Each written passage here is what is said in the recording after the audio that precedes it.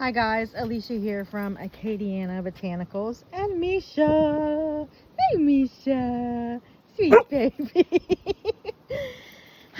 So I was just going through stuff, social media, and looking at everything of what we've done, and realized that I have really, let's see, we're going on, this is I think the third year, and on my YouTube, I have, I think, one video. I do also have my father's, when the veterans group came out and did a little service for him here out on the property. I have that on there too. But as far as the business on my YouTube channel, I have one whole video.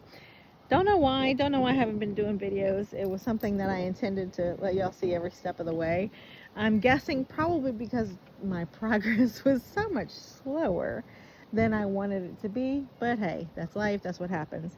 So here I am today, and I'm not going to make a promise that I'm going to do more videos, but instead of waiting for everything to be perfect, because if you wait for perfect to happen, you're going to be waiting forever, because perfect just doesn't happen. And I am trying to get over that with myself. So here's an update on what we've been doing. I think that first one kind of showed the property and where everything was. Talk about craziness and junkiness.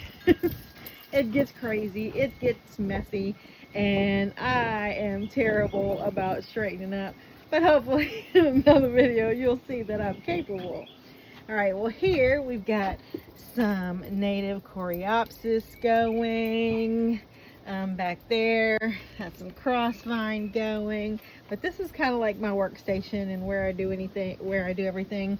Here is the soil that I pot from. Here is a mix that has, so what I do is I mix up my own stuff. So this kind of has a lot, like some earthworms and dirt and more of the organic-ish kind of stuff that I mix with this, and I'll mix in, depending on what I'm potting up, lava rocks or perlite or peat moss, whatever it happens to be. So this is where I mix in with these two things to make my individual batches. And the cool thing about it is, especially having some of the health issues that I have, this is all kind of like perfectly set where it's all at my nice level where it's not too crazy painful to do all this potting. I think the most pots I've done in one day so far has been like 70 in one day. That can get kind of grueling when you have certain issues. But anyway, here is my beautiful, I don't know if this was in the video last time, I have to go watch it and see to see the difference in size. My beautiful native coral honeysuckle. Isn't it amazing? The hummingbirds actually love it so much, and I love it too. So yeah, we are going to have to redo this arch.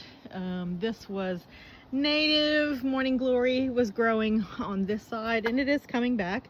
We're still, early-ish spring, and then I really wasn't going to let the coral honeysuckle go up this way. I was mainly going to just let that be the morning glory, but it's kind of doing its own thing, so whatever. But this actually has to come down, and we have to replace it and do something better, so maybe we'll do a video for that. This is so here we got, this is where I make a lot of my soil and compost, and this area I just kind of let it do its own little thing. There's some native violets in here, even in my little catch box from the compost. Yeah, and here I've got all kinds of stuff, and this is holy basil coming up from last year. I love this stuff. It actually smells like cotton candy to me. I don't know, it might smell like something different to you. But here we've got this is the piss off plant that's coming back after winter. A southern magnolia, I don't know what it's doing or if it's going to do. And then of course my moringas. I love my moringas. There's a little one there, some bigger ones here. I am doing a little video series on there about those. So we've got some cherry tomatoes, some Creole tomatoes, some lavender. This one is rue. And as you can see, I kind of let everything do its own thing. These are little natives that most people pull, but hey, they're cool. I like them, so I leave them. Over here, my grandkids' garden. This is their birth flowers, and then whatever the birds happen to leave us, this little native wildflower, sometimes sunflower. But these are our native poppies, wine cups. We've got a native Yupon holly, kind of hard to see in this video. Some daisies, those are some Shastas. There's a Gerber in there somewhere, but it's not blooming right now. A lily of a valley, Lake Larkspur. Can't remember what else is in there right now off the top of my head. Yeah, so that's waking up and doing good for the spring. We've got lots of red clover growing. Now I have seeded all of this. So as you can see, we don't cut it all. We just have paths where we walk. And I have seeded over 500, probably getting close to almost 1 million seeds now, of different natives, echinacea, bee balms, wild bergamot. Oh gosh, I'd have to go look at my list for 1 million seeds. There in that area where you see those trees, we're probably going to do like a little natural pond. Of course, I do have my little unnatural water features over here that are actually doing really, really good. I have some native aquatic plants that we actually got the seeds from out in the swamps. That is like a native, I think the common name is like an alligator flag, native frog bit, I think is that one. I did also have some cattails in this one. I don't know if they're going to come up or not. We'll see. This frog bit stuff just goes crazy. And look at the little blooms. How sweet. It's got little tiny blooms. The bees actually love this and get in there a lot. Then kind of like my graveyard over there with a bunch of dead stuff. I got to clean those parts out.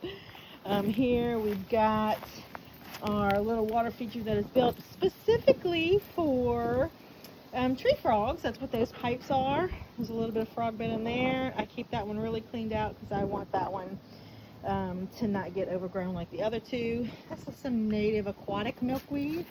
And then this one is another native.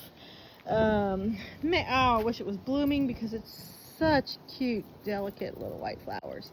And I can never remember the name of that one, but its botanical name is something really cool like Sagittaria or something like that. But yeah, so we've got all this elderberry. We'll be having some elderberry syrup, elderberry jelly, lots of elderberry stuff going on. But that area right there is going to be a pond area. Over here is where the milkweeds normally come up. We've got some false grape. I'll leave that for the birds. I see a little bit of milkweed starting to come up in some places. And of course I see a whole lot of oak trees that I need to pull. Here is some rutabaga that is trying to move out.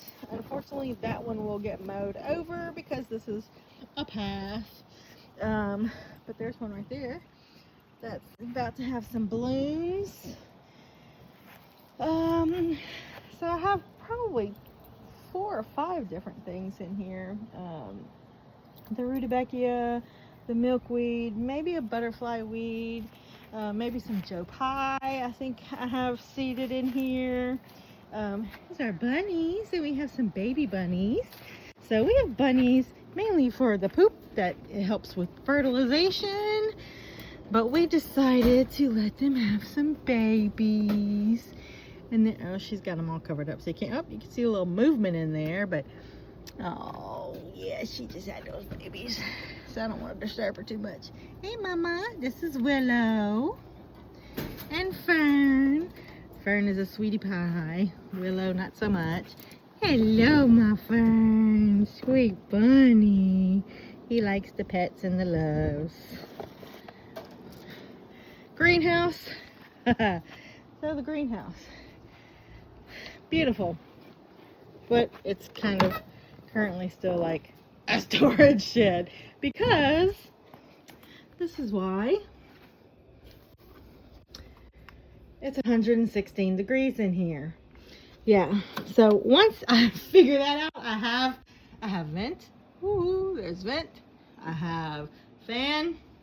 I have a window that stays open, and it's still 116 degrees in here, and it's only April. So yeah, we got to work on that. Once we get that figured out, maybe I'll start doing some stuff in there. But the problem that I'm having with the greenhouse is it's too hot most of the year and too cold in the winter. It doesn't retain the heat in the winter at all. So we're still learning the greenhouse. There's Peggy over there, Peggy Martin. She's my wild child that I just let go. She's kind of taking over the bananas over there, but hey, it is what it is. Now this area, yeah, isn't this kind of crazy? So originally this was going to be our vegetable garden spot. All of that was going to be the wildness and the natives. And then this little spot right here we were saving for vegetables, and that didn't quite go so well. If it even drizzles around here, it turns into a swamp. So even though I did try to build it up where everything was planted up on little mounds, it still didn't work. It still got too swampy. But the cool thing that has mostly taken over here, there's some native asters in here, some goldenrod in here. Of course, the goldenrod and asters is perfect for the fall for our bees, so that stays. But this is the majority of this really thick stuff is actually called frog fruit. That is frog fruit. A beautiful, beautiful, super, super sweet native. That's really good for like ground cover if you're wanting to go like a natural, instead of having grass or whatever. It mows really well if you mow it kind of high, and it still gets the flowers and everything. But yeah, so I'm kind of letting it do its thing so I can propagate it, and it will be one of our, hopefully one of our kind of popular keystone products, because a lot of people have been asking me for it. So that's why I'm just kind of letting it do its thing and go crazy, and I decided to just give up the whole vegetable thing over here, and we'll just do vegetables in, like you saw earlier, my tomatoes in those big containers. Here's another beautiful elderberry. All right, so as we go along in this massive mess of stuff, I have a witch hazel, native witch hazel coming up over there. I have some stinging nettle coming up over there in that little weird spot. Over here we have Jerusalem artichoke. It does not bloom until the fall, but it is under there. And hopefully it spreads.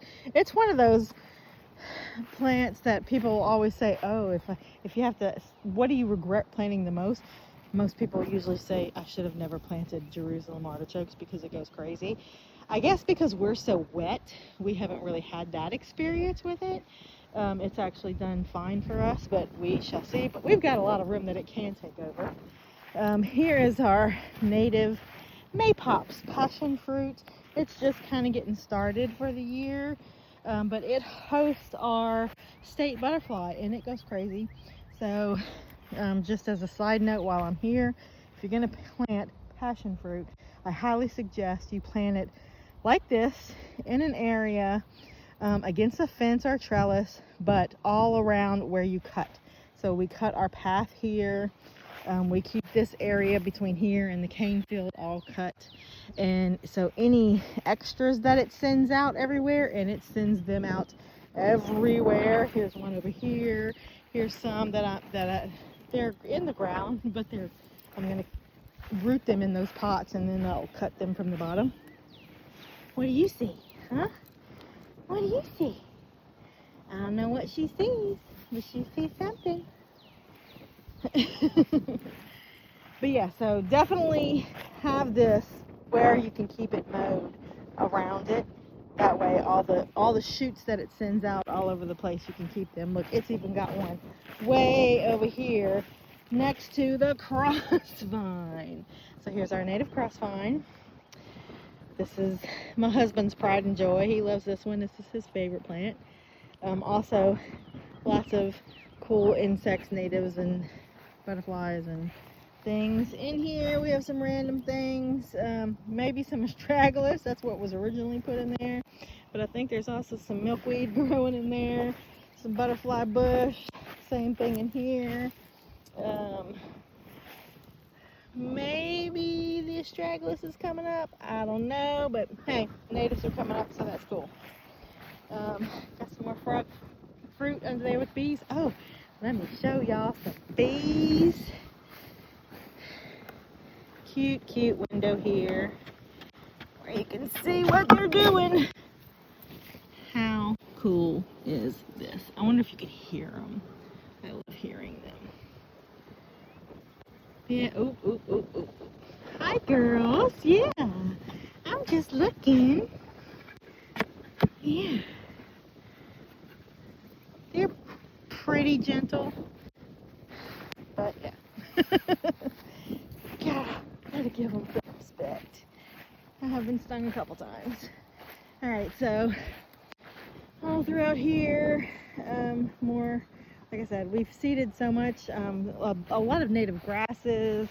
We're still struggling with the actual St. Augustine, which to me is an invasive species. Even though most people around here love St. Augustine, I can't stand it. I would rather it just all be native grasses. Here's some muscadines. We actually thought we lost those in the winter, but they have awoken. Goldenrod for the bees. And then we've got the mamu coming up right there. I am a little concerned that the goldenrod is going a little bit aggressive. It's a native, so it can't be invasive, but it can be aggressive. Hopefully it doesn't crowd out my little mamu. Hopefully it does well. I get some seeds and I can put them in some pots. There's a patch of the grass that has taken. So we've done several different native grasses. The one I'm most excited about that I hope comes up is the pink muhly grass. We'll see. I was hoping it would come up last year and it did not. So you never know. You put seeds out and sometimes it takes 2 or 3 years for you to start seeing it come up. I do have some native swamp rose. So this one is kind of, well, it's coming, but it's maybe kind of struggling. And then there's another one over here that's doing better. But these get really, really huge. They also get very, very thorny. So you gotta really have them in the right spot if you want that. But yeah, we've got a bunch of red clover, excellent to make tea with. What else we got? Bumblebee. See the bumblebee? Got the bumblebees. I don't know if you can see it on there or not. Lots of red clover. We've got variegated pink lemons there. Then roses, more Peggies. The first one, that's a white iceberg rose. The one in the middle over there is a mint julep, and then another Peggy. And then on the other side, I can never remember that one. It's a pink one, and it's like first prize or something like that. But they're heirloom roses, so I just don't ever remember the name till I look up in my notes. Over here we've got some more elderberry, some beautyberry, a whole lot of goldenrod coming up in here. So yeah, that is our progress. It's messy. It's not you know, it's still obviously a work in progress. Do have some native palmetto, hopefully doing its thing under here. It's very small and it gets trampled on a lot, but it's not dead. So we'll see. There's another one here. So yeah, so they grow big roots under the ground and stay just more like the fan shaped above the ground. But there you have it. That's what we've done the past few years. I do have of course, I love my native sage, Louisiana sage. See if I can get to it over here, out in the front, amongst all this other stuff that has not awoken yet. This is oleander and some trash that shouldn't be in it.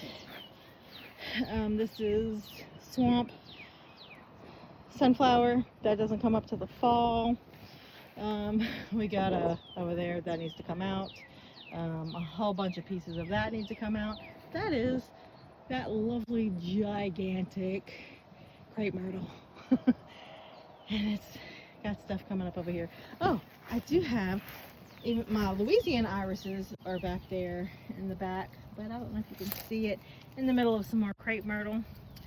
It's a walking iris. Yeah, how cool is that? Got that from one of my daughters. All right, so we've got a little bit of natives starting to wake up. We'll see as it goes, but look at my sage. Woo! Baby is taking over, and that's quite all right. Oh, there's a bird's nest in my knockout roses. Hopefully we'll have some cool little eggs eventually. But yeah, I can smell the sage. I wish I could smell it just standing here. We got a Texas star hibiscus. Even though it's got Texas in the name, that's a native for us. And then let's see, my swamp, there is swamp hibiscus right there. Yeah, so there you have it, a little update on what we're growing around here. Bye.